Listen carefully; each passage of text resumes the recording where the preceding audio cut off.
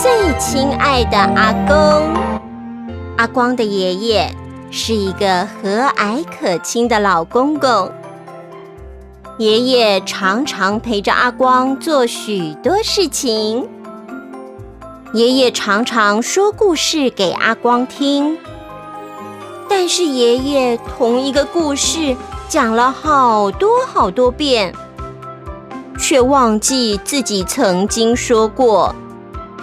不过，阿光还是很喜欢听爷爷说故事。爷爷常常提醒阿光，要做一个有礼貌的小孩子。但是，爷爷的耳朵听不太清楚。阿光常常要喊很大声，爷爷才听得到。不过，阿光只有在家里才会这么大声说话。爷爷常常跟阿光说：“唉，看太多电视会得近视眼，这样就要戴眼镜了。”但是，爷爷除了平常戴眼镜，看书的时候还要拿着放大镜才看得清楚。不过，阿光还是乖乖听话，少看电视，多陪爷爷看书。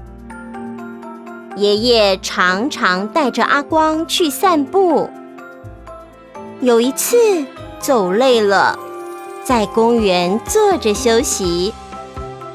爷爷对阿光说：“唉，阿公已经越来越老了，身体、头脑、眼睛、耳朵都会一起变老。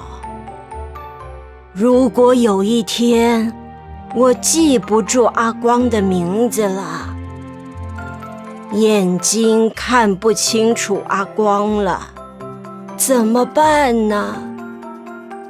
阿光仔细地想了又想，向爷爷说：“如果阿公记不住我的名字，我会每天都对你自我介绍。”阿光拉起爷爷的手，放到自己的头上。如果阿公看不到我，可以用手来摸摸我的头，知道我在这里。阿光抱着爷爷说：“我会永远爱你，因为你是我最亲爱的阿公。”